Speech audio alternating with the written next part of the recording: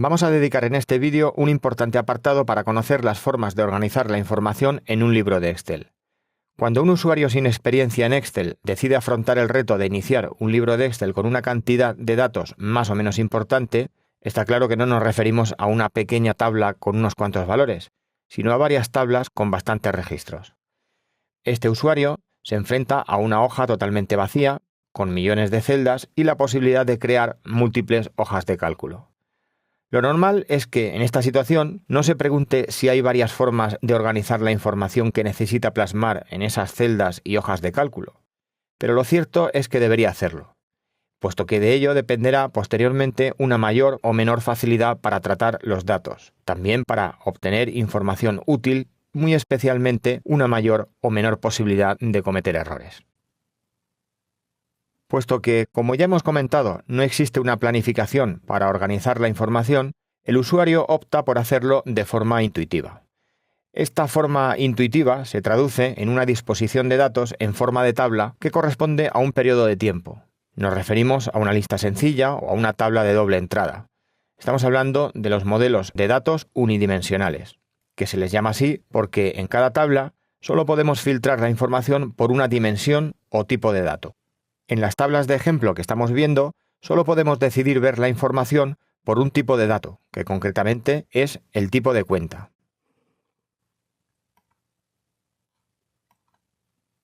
Hemos visto tablas para los meses de enero, febrero y marzo, y también para la suma de esos meses con este trimestre. Con esta forma de proceder, el usuario se siente seguro, porque reúne varios requisitos y ventajas. Por un lado, es fácil. Es decir, no requiere de conocimientos especiales. Por otro lado, resuelve la necesidad de organización e información de forma inmediata para datos que se generan en el presente o que se han generado en el pasado. Sin embargo, en el lado negativo de este modelo de datos están los siguientes puntos. En primer lugar, no tenemos acceso visual a todos los meses, sino que debemos hacerlo de uno en uno.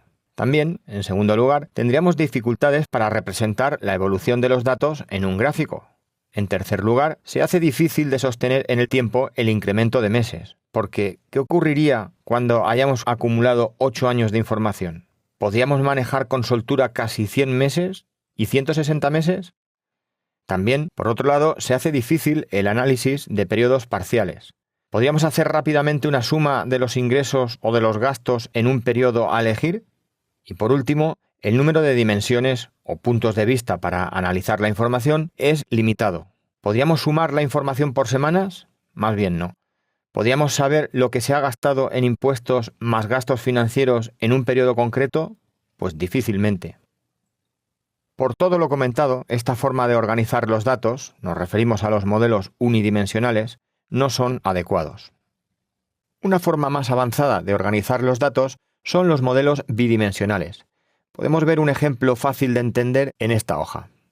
Esta es una forma de proceder en la que eliminamos algunos de los inconvenientes mencionados anteriormente para el modelo de datos unidimensional. Uno de esos inconvenientes eliminados es que ahora sí que tendríamos acceso visual a todos los meses de forma inmediata o al menos rápida. Otro de los inconvenientes que ya no está es que no habría problemas para representar la evolución de los datos en un gráfico.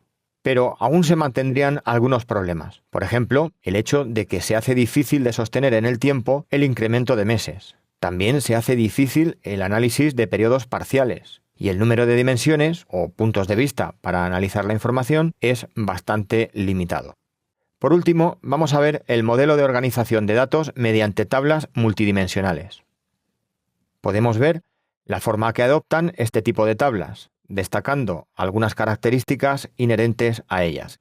En primer lugar, una de esas características es el hecho de que hay un campo para introducir la fecha, y esta puede ser una fecha con un formato normal de día, mes y año. En segundo lugar, y por supuesto, otro de los campos característicos es el campo donde está el importe o cantidad con la que hay que operar, o bien sumar, contar, obtener un promedio, etc.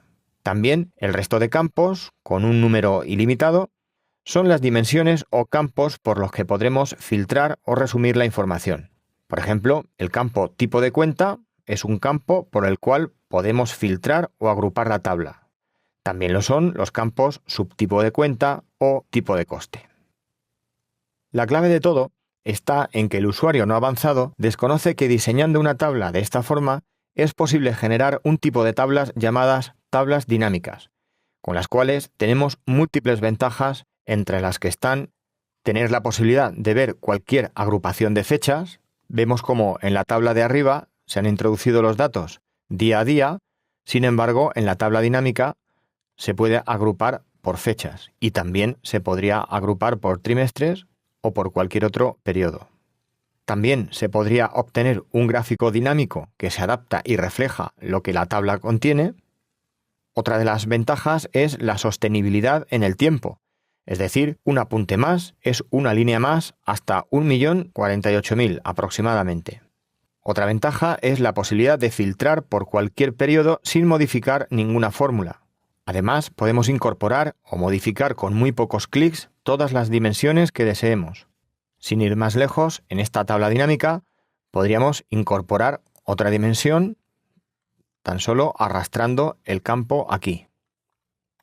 Y después podríamos contraer esta jerarquía para poder ver la información desde otro punto de vista. En este caso, tipo de coste fijo, variable o ingreso. Y con total facilidad después expandir todo. Otra de las ventajas es que podemos obtener totales generales por cada ítem de dimensión, ya sea por filas o por columnas. Aquí podemos ver esos totales generales. También podríamos obtener la trazabilidad y detalles de cada cifra, de cada dimensión o de cada periodo. Y por último, la comodidad en la visualización de la información, al poder agrupar las jerarquías de información como hemos hecho antes. Por supuesto, con este modelo de datos desaparecen todos los problemas que había en los modelos unidimensionales y bidimensionales. Es decir, desaparece el problema del acceso visual a los meses, tampoco tendríamos dificultades para representar la evolución en un gráfico, no había problema para sostener en el tiempo el incremento de meses, sería fácil el análisis de periodos parciales y también el número de dimensiones sería ilimitado.